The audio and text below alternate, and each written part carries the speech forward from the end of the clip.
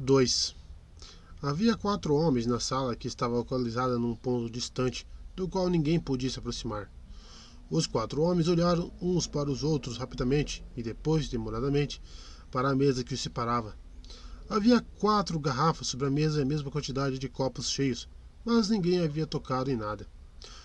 E então o homem mais próximo da porta esticou um braço e começou a batucar num ritmo lento e constante sobre a mesa. Ele disse: "Vocês vão ficar sentados pensando para sempre? Faz alguma diferença quem vai falar primeiro?" "Então você fale primeiro", disse o homem grande logo em frente a ele. "Você é quem deveria estar mais preocupado." Senet Forel deu um risinho sem som e sem humor. "Por que você acha que eu sou mais rico?" "Ora, ou será que espera que continue como comecei?" "Acho que não deve ter se esquecido de que foi minha própria frota comercial que capturou essa nave batedora deles." "Você tinha a frota maior", disse um terceiro, "e os melhores pilotos. O que é outra maneira de dizer que é o mais rico. Era um risco temerário e teria sido maior para qualquer outro de nós." Senet Forel tornou a rir. "Há uma certa facilidade em acertar riscos que herdei de meu pai. Afinal de contas, o ponto essencial em correr riscos é que os lucros os justifiquem. E quanto a esse ponto, testemunho o fato de que a nave inimiga foi isolada e capturada sem baixas para nós, o aviso para os outros. O fato de que Forel era um parente colateral distante do grande Robert Mello, já falecido, era reconhecido abertamente por toda a fundação. O fato de que ele era filho ilegítimo de Mello era aceito discretamente na extensão de todo o espaço. O quarto homem piscou seus olhinhos sorrateiramente. As palavras saíam arrastadas dos lábios finos. "Essa apreensão de navezinhas não é motivo para dormir sobre louros. O mais provável é que isso vá irritar ainda mais aquele jovem." "E você acha que ele precisa de motivo?" Forel perguntou com escárnio. "Eu acho, e isso pode ou irá poupá-lo do vexame de ter de inventar um." O quarto homem falava devagar. "Robert Mello trabalhava diferente, e Salvador Hardin também. Eles deixavam os outros tomarem os caminhos incertos da força, enquanto manobravam de maneira silenciosa e certeira." Forel deu de ombros.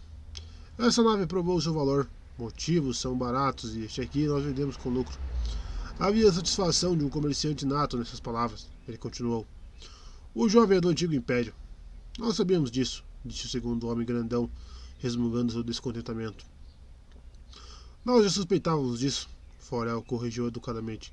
"Se um homem aparece com naves e riqueza, com propostas de amizade e ofertas de comércio, é apenas sensato evitar antagonizá-lo, até termos certeza de que a máscara lucrativa não é, afinal, um rosto. Mas agora..." A voz do terceiro homem saiu ligeiramente esganiçada. "Poderíamos ter sido ainda mais cuidadosos. Poderíamos ter encontrado primeiro. Poderíamos ter descoberto isso antes de permitir que ele partisse. Teria sido a atitude verdadeiramente mais sábia." "Isso já foi discutido e descartado", disse Forel. Ele dispensou o assunto com um gesto peremptório. "O governo é molenga", reclamou o terceiro homem. "O prefeito é um idiota." O quarto homem olhou para os outros 3, um de cada vez, e tirou a ponta de um charuto da boca. Jogou-a casualmente no slot à sua direita, onde ela apareceu com um flash rápido de desintegração. Ele disse com sarcasmo: "Confio que o cavalheiro que lhe falou por último esteja falando apenas por força do hábito. Podemos nos dar ao luxo de lembrar que somos nós o governo." Houve um murmúrio geral de concordância. Os olhinhos do quarto homem fitavam a mesa. "Então vamos deixar as políticas governamentais de lado. Esse jovem, esse estranho, poderia ter sido um cliente potencial. Já houve casos por aí. Vocês 3 tentaram convencê-lo a assinar um contrato adiantado.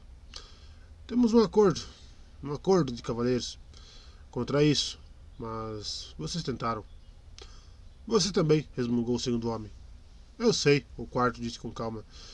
"Então vamos esquecer o que deveríamos ter feito antes", Forel interrompeu impaciente, "e continuar com o que devemos fazer agora. De qualquer maneira, e se tivéssemos aprisionado ou matado, e aí? Ainda não temos certeza das intenções dele, e na pior das hipóteses, não poderíamos destruir um império encurtando a vida de um homem. Pode haver frotas e mais frotas aguardando logo do outro lado, no ponto de onde ele não voltará." "Exatamente", aprovou o quarto homem. Agora, o que você conseguiu tirar da nave capturada? Estou velho demais para toda essa conversa. Isso pode ser contado em poucas palavras, Forel disse de mau humor. Ele é um general imperial, ou seja lá qual for a patente que corresponde a isso por lá. É um jovem que provou seu brilhantismo militar. Pelo menos foi o que me disseram, que é ídolo de seus homens. Uma carreira bem romântica. As histórias que eles contam são sem dúvida meias verdades, mas mesmo isso o torna uma espécie de prodígio. Quem são eles? O segundo homem quis saber. A tripulação da nave capturada. Escutem, eu tenho todos os depoimentos gravados em microfilme que guardei em um lugar seguro. Mais tarde, se desejarem, podem vê-los. Podem até falar com os próprios homens se acharem necessário. O essencial eu já lhes contei. Como foi que você arrancou isso deles? Como sabe que estão dizendo a verdade? Forel franziu a testa. Não fui gentil, bom senhor. Eu os espanquei, os droguei e usei a sonda sem dó nem piedade. Eles falaram, pode acreditar neles. Nos velhos tempos, disse o terceiro homem com súbita irrelevância, eles teriam usado pura psicologia. Indolor, sabe, mas muito eficiente, sem chance de engodos. Bem, eles tinham muitas coisas antigamente, Forel disse secamente. Estes são os novos dias. Mas, disse o quarto homem, o que ele quer aqui, esse general, esse prodígio romântico? Sua persistência era de um homem cansado. Forel olhou com rispidez. Você acha que ele confia os detalhes da política de Estado da tripulação? Eles não sabiam. Não havia nada a obter nesse aspecto, e eu tentei, a galáxia sabe. O que nos leva a tirar nossas próprias conclusões, obviamente. Os dedos de Forel batucavam baixinho outra vez. O jovem é um líder militar do Império, mas fingiu ser um príncipe menor de um punhado de estrelas espalhadas num canto qualquer da periferia. Só isso nos garantiria que seus verdadeiros motivos são de tal ordem que ele não se beneficiaria caso descobríssemos. Combine a natureza da profissão dele com o fato de que o Império já subsidiou um ataque contra nós no tempo de meu pai, e as possibilidades se tornam sombrias. Aquele primeiro ataque falhou. Duvido que o Império nos ame de paixão por isso.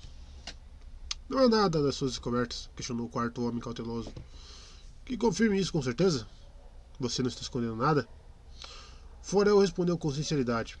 Não posso esconder nada. Daqui por diante não pode haver questão de rivalidade comercial. Estamos sendo forçados a nos unir. Patriotismo? Havia um quê de desdém na voz fina do terceiro homem. O patriotismo que se dane, Forel disse baixinho. Você pensa que eu dou 2 baforadas de emanação nuclear para o futuro? Você pensa que eu dou 2 baforadas de emanação nuclear para o futuro segundo o Império? Você pensa que arriscaria uma única missão comercial para amaciar esse caminho? Mas você supõe que a conquista imperial ajudará meus negócios ou os seus? Se o Império vencer, não faltarão corvos para a carniça. E a carniça somos nós, o quarto homem acrescentou secamente. O segundo homem quebrou subitamente o silêncio e remexeu irritado o peso do corpo, fazendo a cadeira gemer. Mas por que falar isso? O Império não pode vencer, pode? Sheldon garantiu que nós formaremos o segundo Império do fim. Esta é apenas outra crise. Aconteceram 3 antes. Apenas outra crise, sim. Forel fez uma cara melancólica. Mas no caso das 2 primeiras nós tínhamos Salvador Hardin para nos guiar. Na terceira tivemos Robert Mellon. Quem temos agora? Ele olhou para os outros, sombrio, e continuou. As regras da psicohistória de Sheldon, nas quais é tão confortável confiar, provavelmente tem, como uma das variáveis que entram no cálculo, certa iniciativa normal da parte do povo da própria fundação. As leis de Sheldon ajudam a quem se ajuda. Os tempos fazem o homem, disse o terceiro homem. Olha aí outro provérbio para você. Vocês não podem contar com isso. Não com certeza absoluta, grunhiu Forel. Agora, para mim, as coisas estão do seguinte jeito. Se esta é a 4ª crise, então Sheldon a previu. Se previu, então ela pode ser superada e deve haver um jeito de fazer isso. Agora, o Império é mais forte do que nós, sempre foi. Mas esta é a primeira vez que correremos o perigo de um ataque direto. Por isso essa força se torna terrivelmente ameaçadora. Se a situação puder ser superada, deverá ser novamente como em todas as crises anteriores, por um método que não apura a força. Precisamos encontrar o lado fraco do nosso inimigo e atacá-lo ali. E que lado é esse? Perguntou o quarto homem. Você tem alguma teoria? Não. Esta é a questão a que estou querendo chegar. Nossos maiores líderes do passado sempre viram os pontos fracos de seus inimigos e miraram neles. Mas agora... Havia em sua voz um tom de desamparo e por um momento ninguém se atreveu a fazer um comentário. Então o quarto homem falou. Precisamos de espiões. Forel se virou para ele ansioso. Exato. Não sei quando o Império irá atacar. Ainda pode haver tempo. O próprio Robert Mello penetrou nos domínios imperiais, sugeriu o segundo homem. Mas Forel balançou a cabeça. Nada tão direto. Nenhum de nós é exatamente jovem, e todos estamos enferrujados de tanta burocracia e detalhes administrativos. Precisamos de jovens que estejam em campo agora. Os comerciantes independentes? Perguntou o quarto homem. E Forel balançou a cabeça afirmativamente e sussurrou. Se ainda houver tempo,